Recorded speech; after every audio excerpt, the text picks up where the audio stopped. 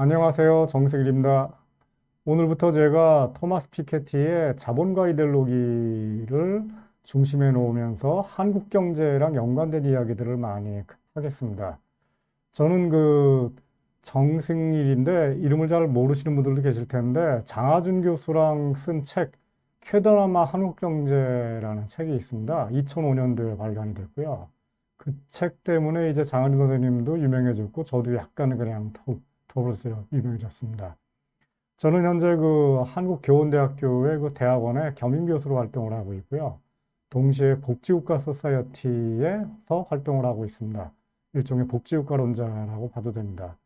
제가 이 책을 선정하게 된 이유도 피케티가 갖고 있는 관점이 저의 복지국가 관점과 상당히 많은 부분에서 일치되고 있기 때문입니다. 이 피케티의 자본가 이데올로기가 발간된 게 2019년 정도고요. 프랑스어 영어로요. 한국어로 번역된 게 2020년 정도입니다. 이 책입니다. 자본가 이데올로기이고요.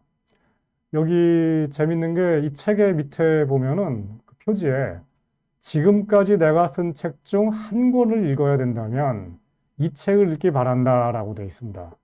저도 이 책을 추천합니다. 사실 2013년인가 나온 그 피케티의 또 다른 유명한 책이 21세기 자본이라는 건데요. 그 책이 또 우리나라에도 크게 이제 영향력을 끼쳤죠. 전 세계적으로 유명한 책이고요. 근데 제가 보기에는 21세기 자본보다는 자본가 이데올로기가 보다 더 이 내용이 충실하고 그리고 또 훨씬 더 논리적으로 일관된 책이 아닌가라는 생각이 들고 그런 점에서 저는 그 피케티 책 중에 한 권을 읽어야 된다면은 이 책을 읽기를 추천합니다.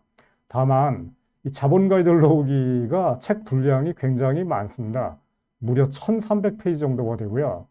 그 중에 각 주를 빼면은 한 1100페이지 정도가 되고 거기에 비해서 21세기 자본은 책 분량이 한 400페이지 정도, 그러니까 한 3분의 1 정도죠. 하지만 21세기 자본은 앞에 서론 한 100페이지를 빼고 나머지 300페이지 정도가 경제학과 전공생이 아니면은 이해하기가 쉽지 않은 얘기들이 태반입니다.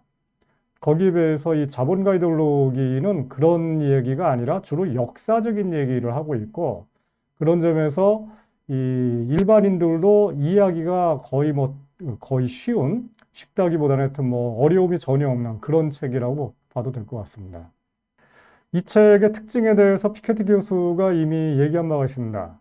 딴 게 아니라 이 책의 핵심적인 내용은 불평등이라고 하는 화두, 오늘날 우리나라만이 아니라 이 전 세계가 지금 고민하고 있는 화두인데 이게 이제 결국은 이데올로기 문제라는 겁니다.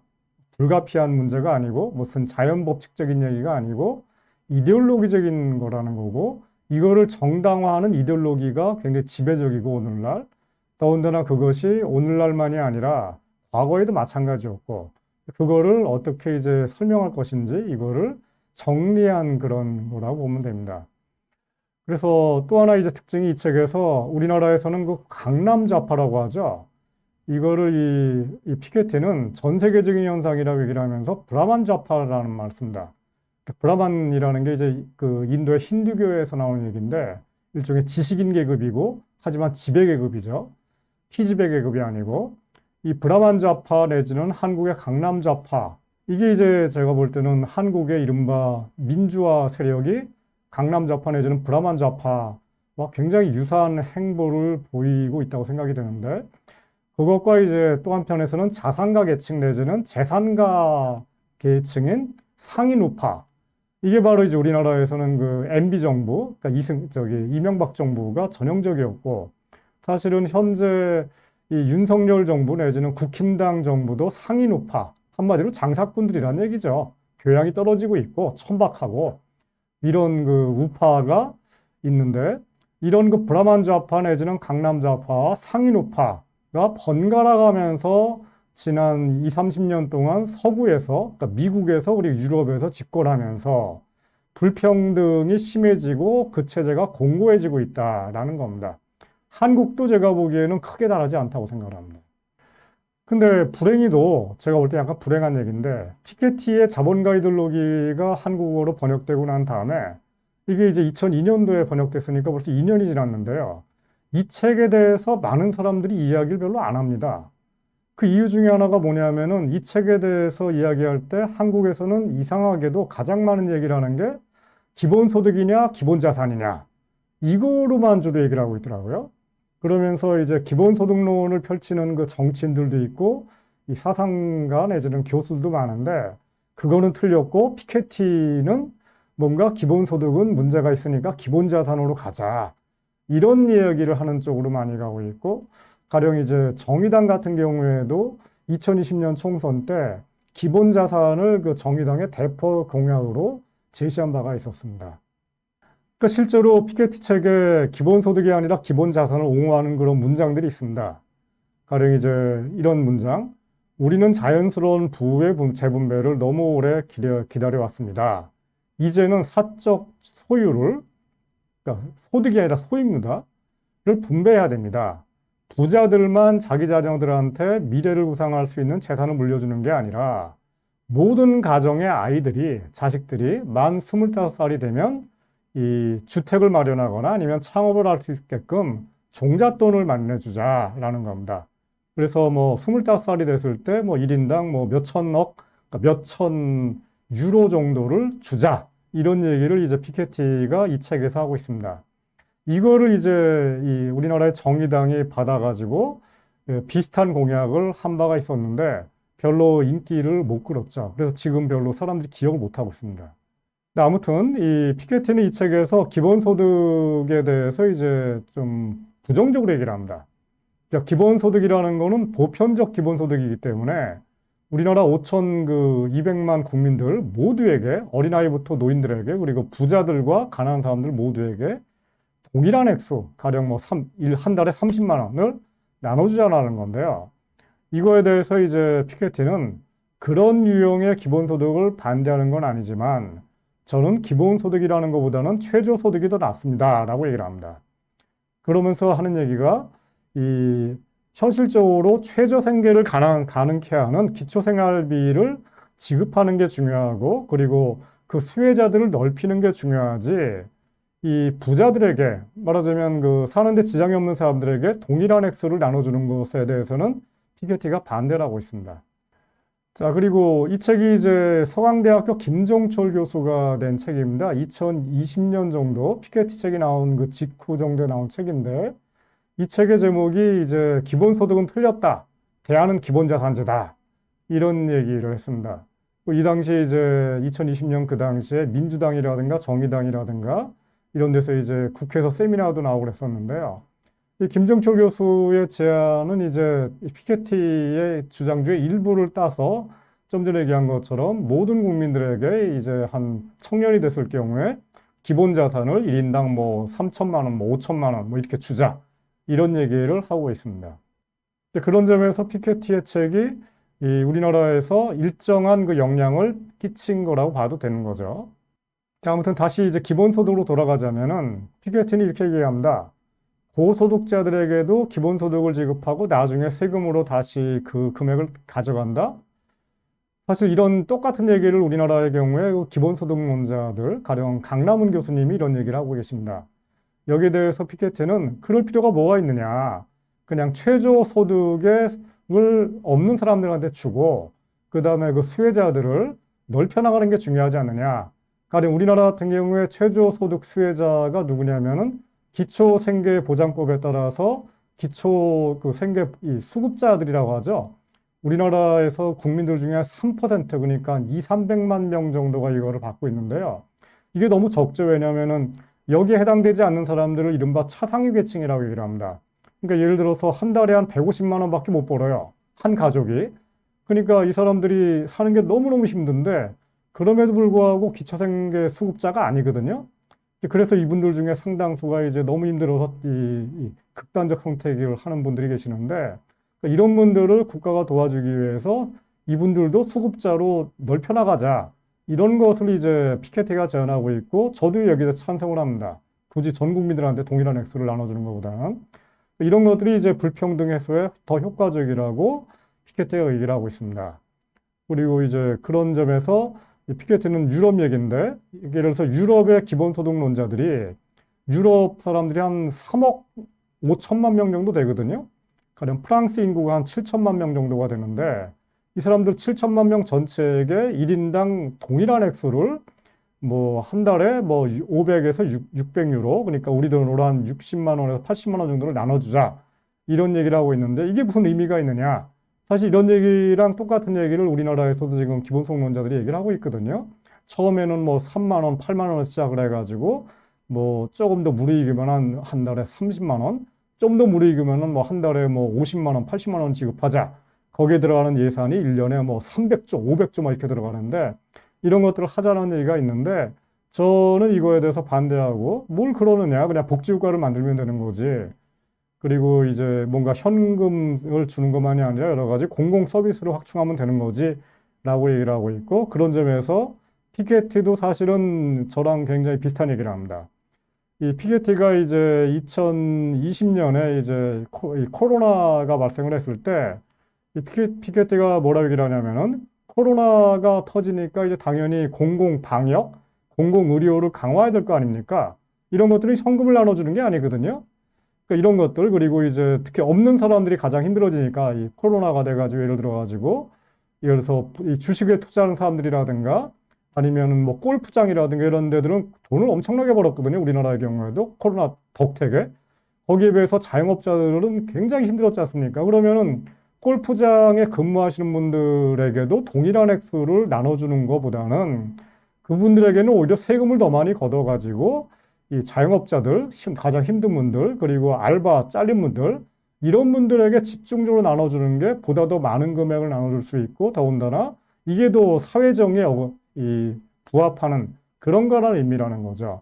그런 점에서 이제 피케티도 마찬가지고 저도 마찬가지고, 정부의 국가재정 역할이 보다 더 크게 되는 것이 더 중요하고, 중요한 것은 이 기계적 평등, 모두에게 똑같은 액수를 지급한다, 이런 거를 이제 기계적 평등이라고 얘기를 하는데, 그게 중요한 게 아니라 이 사회적 불평등, 뭔가 이 소득과 부의 이 불공정한 이 분배, 이런 것들을 어떻게 하면은 없는 사람들에게 유리한 방향으로 집중적으로 노력할 것인지, 그리고 그런 쪽의 방향으로 뭔가 이데올로기적인 이 일종의 전쟁이죠.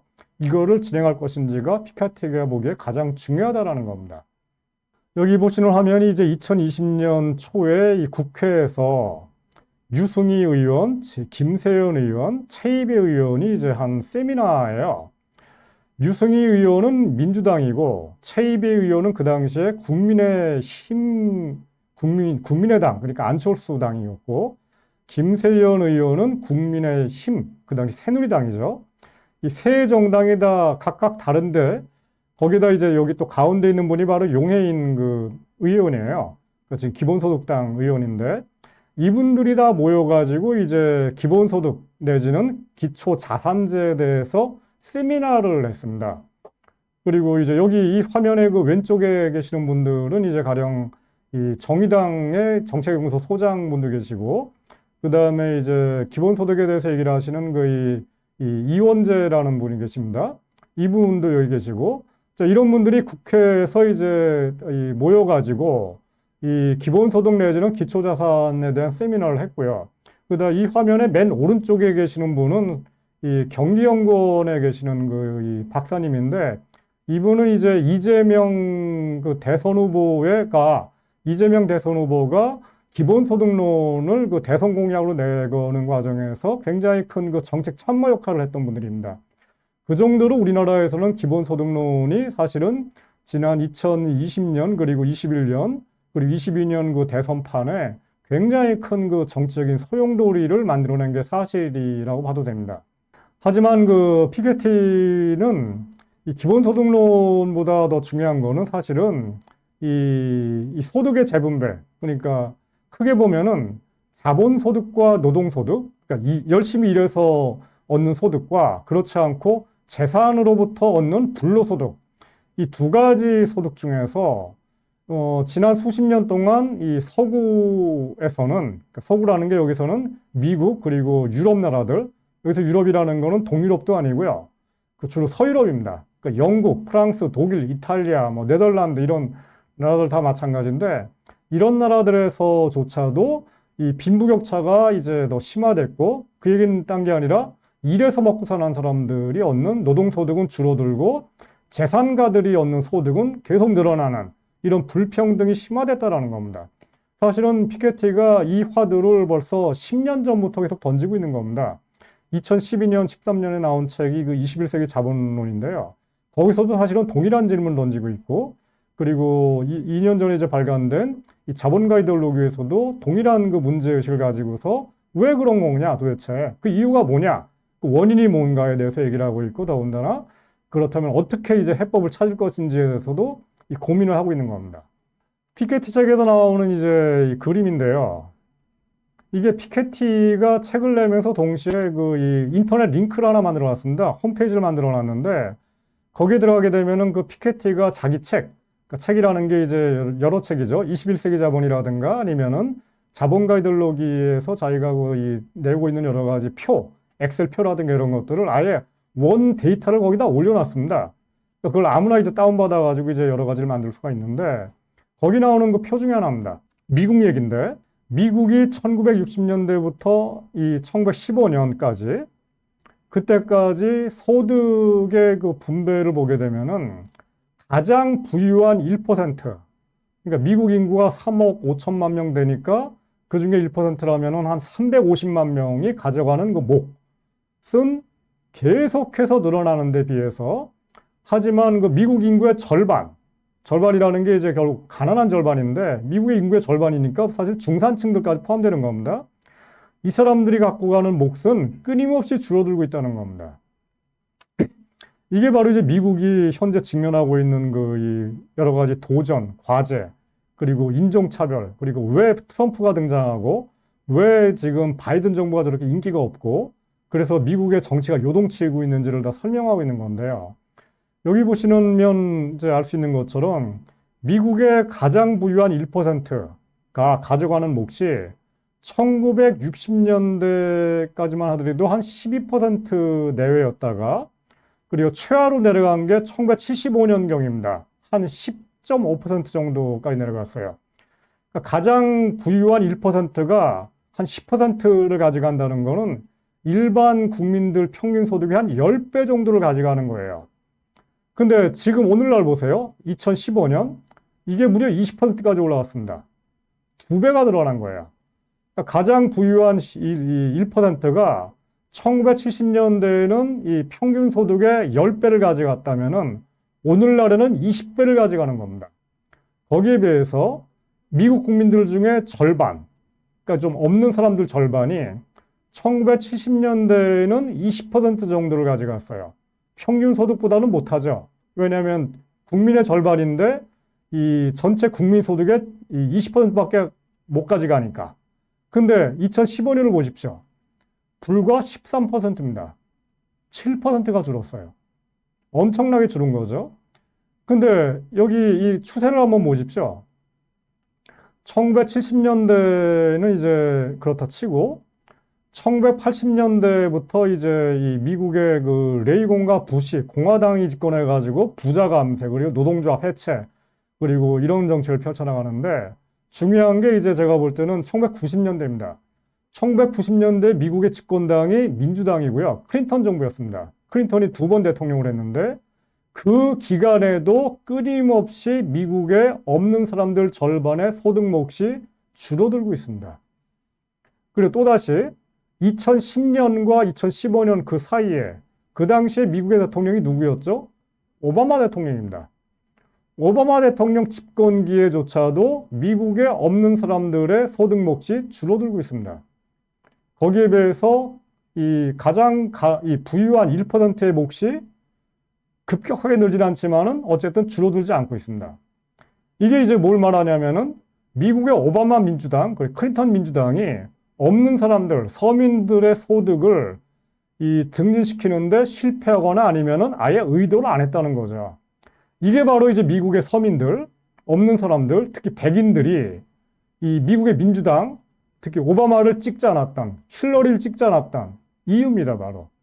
이러기 때문에 이제 트럼프가 등장하고 정말 인종차별주의자고, 그리고 정말 위험한 사람들인데, 이런 그 대통령이 등장하게 되는 그 배경입니다. 자, 다시 돌아가자면은 피케티 책의 이 전체 구성을 보면은요, 이 1100페이지 정도에 이르는 그 전체 본문이 4개로 나눠져 있습니다. 제1부는 서론입니다. 역사 전체를 이제 불평등을 관점에서 어떻게 나눌 것인지를 보면서 이 책 전체의 이제 관점 그리고 이 서술 방식을 서술하고 있습니다. 제2부는 노예제 사회와 식민 사회인데 한마디로 이제 19세기 말까지의 이 서구 사회, 이 서구 사회를 이제 피케티는 노예제 사회라고 얘기를 합니다. 노예제사라는 게 이제 그리스 로마 시대 2000년 전만이 아니라 가령 그 유럽의 중세 여기도 일종의 노예제 사회였고 식민지 사회 가령 이제 뭐 이집트라든가 아랍이라든가 아프리카 이런 나라들이 일종의 노예제인과 동시에 식민지였는데 이런 체제하에서 유럽인들이 얼마나 이제 이 식민지를 갖다 약탈하고 그다음에 불평등했는지 그리고 이 제국주의 체제라는 것이 얼마나 이제 이 불평등이 심한 체제였는지를 피케티가 얘기를 하고 있고요. 제3부가 20세기의 거대한 전환입니다. 그러니까 우리가 알고 있는 선진국이라는 게 바로 이제 이 20세기 선진국인데요. 이 거대한 전환이라는 게 바로 이 중요한 단어인데, 그러니까 우리나라에서 거대한 전환이라는 그 제목을 달린 책이 한 10년 전에 나왔죠. 바로 칼 폴라니가 쓴 책, 그러니까 이 거대한 전환입니다. 그러니까 실제로 거대한 전환이라는 제목을 이제 일부러 이 피케티가 사용을 했는데요. 그러니까 저는 오늘 시작하는 강의에서 1부부터 시작하는 게 아니라 제3부부터 시작하려고 합니다. 왜냐하면 제1부는 이 서론인데 이게 좀 약간 너무 아카데믹한 얘기들이 많고 그리고 우리가 잘 모르는 얘기들도 많고 그래서 우리나라가 현재 직면한 그 현실적인 이야기들을 가지고서 이 강의를 하기 위해서는 제가 볼 때는 제3부의 얘기, 그러니까 20세기에 일어난 거대한 전환의 얘기, 그러니까 이 책에서는 주로 얘기라는 게 주로 유럽과 미국 얘기입니다. 그와 동시에 이제 유럽과 미국의 식민지였던 나라들에서 어떠한 그 일이 발생하는지를 주로 얘기를 하고 있고 이 책에는 따라서 이제 한국 이야기는 거의 뭐 다루지 않고 있습니다. 사실상 없다고 해도 과언이 아닌데 하지만 저는 제가 하는 강의에서는 이 우리나라 얘기를 중간중간에 많이 얘기를 하면서 피케티가 얘기하는 거를 우리나라에서는 어떻게 일할 수 있는지를 비슷한 차원에서 얘기를 하려고 합니다. 그리고 제4부에서는 정치적 갈등의 차원들을 다시 사유하기라는 얘기인데 한마디로 얘기해서 이제 해법이 뭔지를 얘기를 하고 있습니다. 그 해법에 대해서 얘기를 하는 건 다른 게 아니라 피케티가 이 책에서 이 사람이 이제 고민하는 게 바로 유럽이고요. 서유럽이고 그러니까 유럽이라는 나라들이 지금 굉장히 큰 이 갈등과 대립과 고민에 지금 휩싸여 있거든요. 딴 게 아니라 우리가 알고 있는 것처럼 유럽이라는 데가 지금 직면하고 있는 게 바로 우크라이나에서 전쟁이 터졌고요. 그것 때문에 지금 유럽 공동체, EU라는 체제가 지금 굉장히 흔들리고 있고요. 그리고 가령 영국이 몇 년 전에 브렉시트라고 해가지고 유럽 공동체에서 탈퇴했죠. 그리고 2015년에는 이 시리자라는 그 좌파 정당이 그리스에서 집권하면서 그 EU, 그러니까 유로존이 뭐 엄청난 이 위기에 휘말렸었고요. 그리고 며칠 전에는 이탈리아의 이 중도좌파 정부가 지금 무너질 위기에 처했고요. 그거 역시 이제 일종의 이 피케티가 지금 이 책에서 고민하고 있는 바 불평등이라는 문제, 그리고 이 민족적 갈등, 인종적 갈등 이런 것들과 연관돼 있고요. 자, 이런 것들 굉장히 이제 복잡다기한 그 유럽의 그 문제점들을 어떤 방식으로 이제 이렇게 표현하자면은 쾌도남화 방식으로 해결할 것인지에 대해서 이 책의 마지막에서 이 피케티가 해법을 제시하고 있습니다.